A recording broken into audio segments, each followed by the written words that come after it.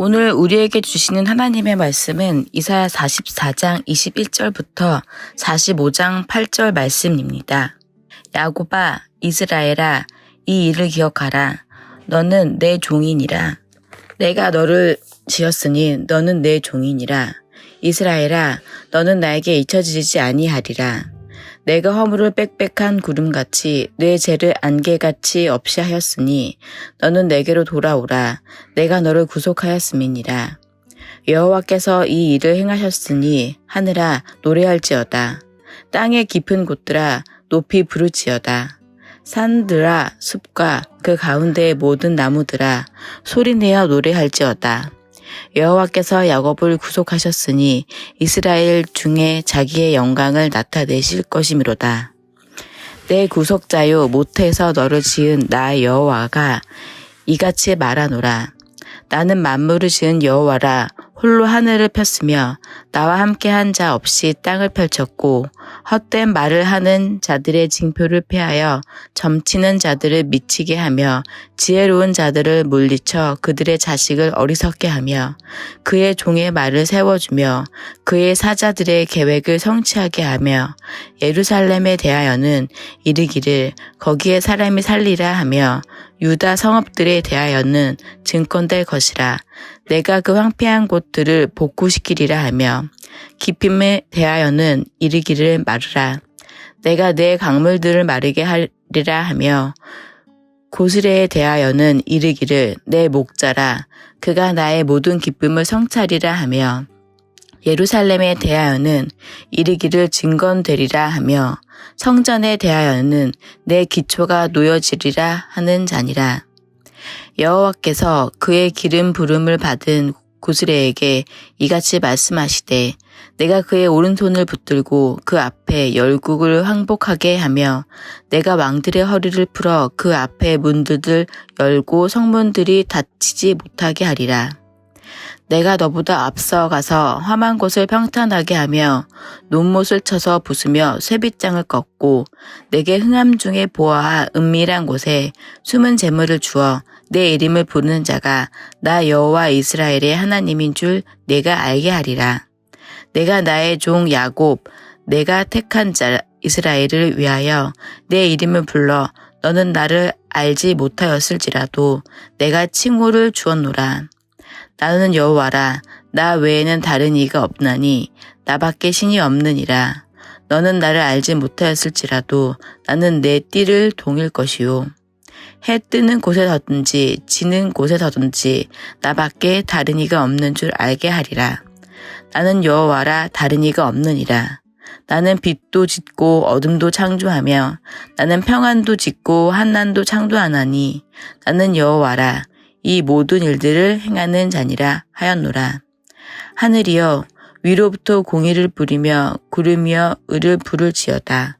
땅이여 열려서 구원을 싹트게 하고 공의도 함께 움돋게 할지어다. 나 여호와가 이 일을 창조하였느니라. 아멘.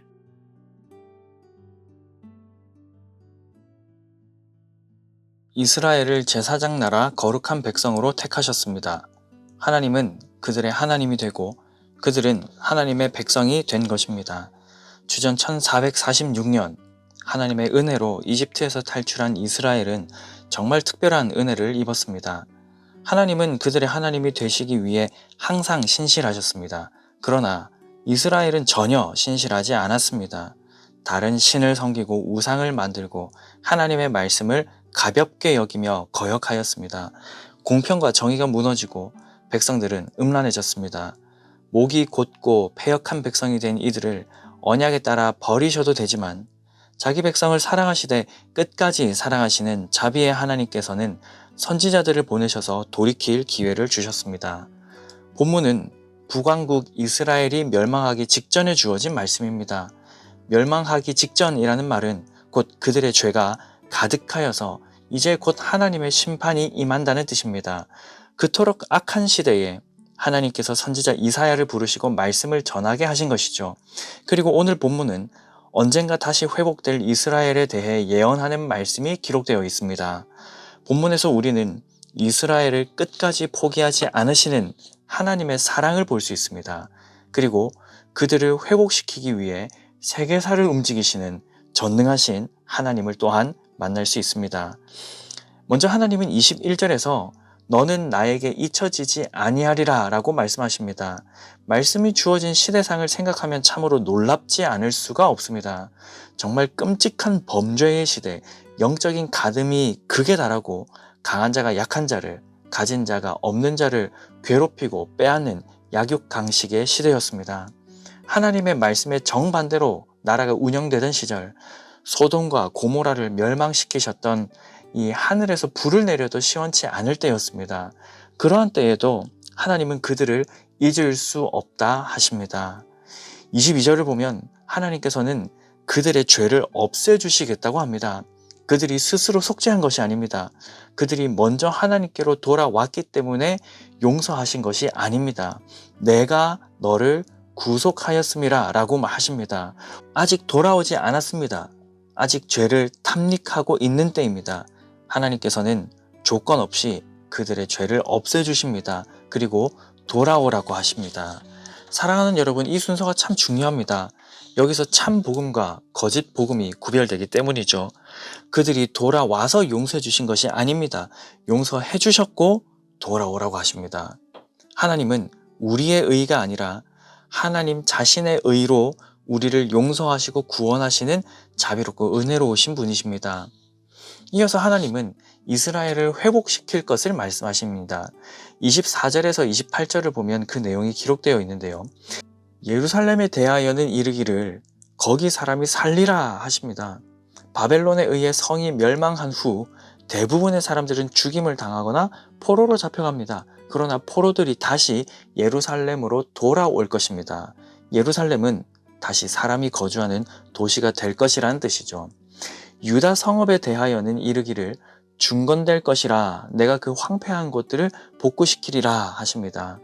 예루살렘이 멸망하기 전에 유다의 성읍들은 느부갓네살에 의해서 완전히 무너지고 황폐화되었습니다. 그러나 하나님은 그 성읍들을 복구시키겠다고 선언하십니다.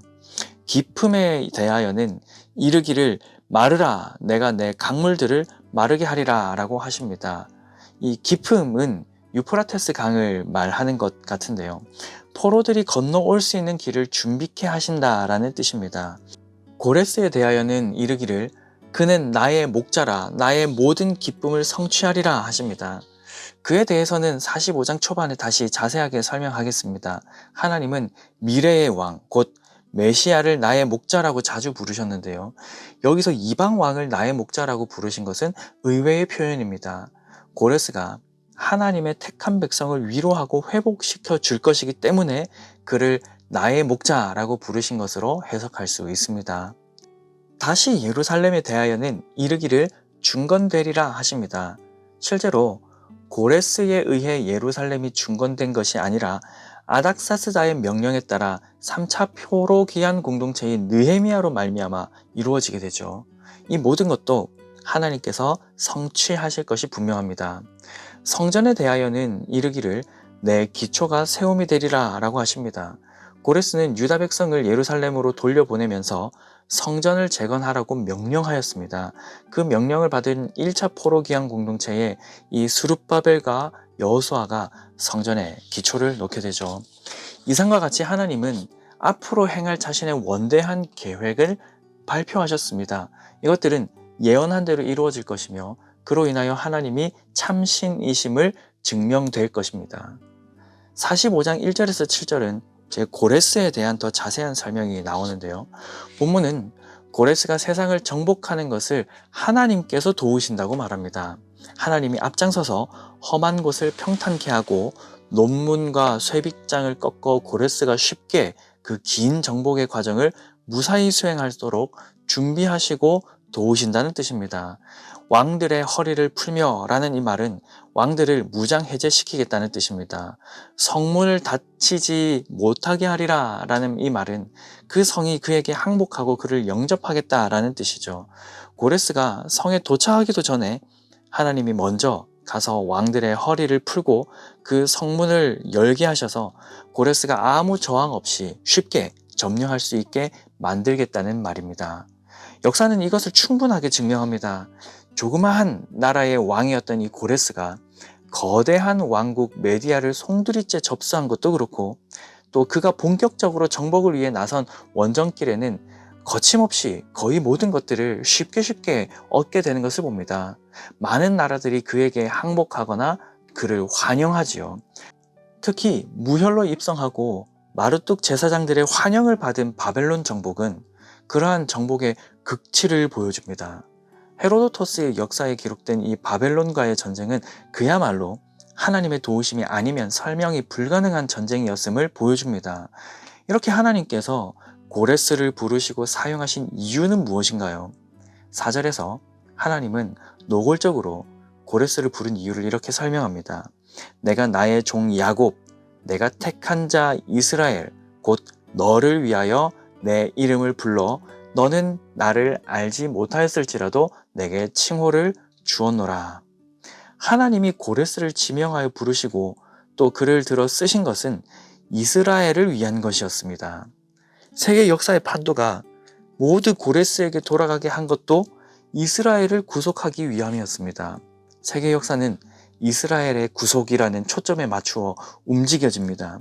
이런 은혜를 입은 고레스는 포로민인 유다 백성을 다시 예루살렘으로 돌려보내죠. 돌려보내는 이 조서가 성경 역대하 36장 22절 이하, 그리고 에스라 1장 1절 이하에 기록되어 있습니다. 고레스는 조서에서 하늘의 하나님 여호와께서 세상 모든 나라를 내게 주셨고 라고 고백합니다. 물론 이 표현이 고레스가 하나님을 믿었다는 뜻으로 보기는 어렵지만 적어도 제국의 황제가 된 그가 이스라엘의 하나님을 인정한 것만은 사실입니다. 고레스와 관련된 내용을 간략하게 3가지로 이렇게 정리해 볼 수 있습니다. 첫째, 하나님은 자신의 뜻이 있어서 고레스를 직접 세우셨습니다. 둘째, 그가 세계를 정복해 하시고 그의 정복의 길을 하나님 자신이 손수 닦아주셨습니다. 셋째, 그를 세우신 목적은 이스라엘의 구속과 예루살렘의 재건을 위해서였습니다. 특히 고레스에게 기름 부음, 이 메시아라는 말을 사용한 것도 참 놀랍습니다. 그만큼 고레스를 통해 이루는 이 일은 하나님의 크신 계획이며 구속 사역에서 중요한 위치를 차지한다라는 뜻입니다. 사랑하는 여러분, 하나님은 택하신 백성을 결코 포기하지 않으시는 분이십니다. 친히 그 백성의 죄 문제를 해결하시면서까지 돌아오기를 바라는 사랑의 하나님이십니다. 그들을 회복시키기 위해 세계사에 한 왕을 세우시고 온 열방을 흔들고 움직이시는 그런 전능하신 분이십니다. 그 하나님이 저와 여러분을 사랑하십니다. 우리를 창세 전부터 택하시고 결코 포기하지 않으십니다. 우리의 죄 문제를 해결하시고 우리를 회복시키시기 위해 영원하신 왕 예수 그리스도를 보내주셨습니다. 그 아들을 십자가에 내어주시기까지 우리를 사랑하셨습니다. 이보다 더 큰 사랑이 있습니까? 이보다 더 큰 은혜가 있습니까? 우리가 해야 할 것은 무엇입니까? 여호와께 돌아가는 것입니다. 우리를 싸매어 주시고 우리의 죄 문제를 해결해 주시고 우리를 사랑으로 안아주시는 그 여호와께 돌아가는 것입니다. 물론 우리는 연약하여 세상의 유혹에 넘어지고 또 자주 실패합니다. 믿음을 살아내는 실력이 너무나 부족한 우리 모두는 순간순간 하나님께 범죄합니다. 그때 너무 두려워 마십시오. 포기하지도 마십시오. 좌절하지도 마십시오. 그런 우리라서 예수님이 필요했고 그런 우리를 위해 예수님을 보내신 것입니다. 하나뿐인 아들을 주시기까지 우리를 사랑하시는 하나님은 절대로 우리를 포기하지 않으십니다. 자녀됨의 특권이 무엇입니까? 뻔뻔함이지 않습니까? 범죄했지만 실수했지만 내 아버지는 나를 끝까지 안아주신다는 믿음으로 또 품에 안기고 또 품에 안기는 것, 그 뻔뻔함이 우리의 특권이지 않습니까? 여호와께 돌아갑시다. 끝까지 우리를 안으시는 여호와 하나님과 오늘 하루도 친밀한 동행을 이루어 가시길 주님의 이름으로 간절히 축복합니다.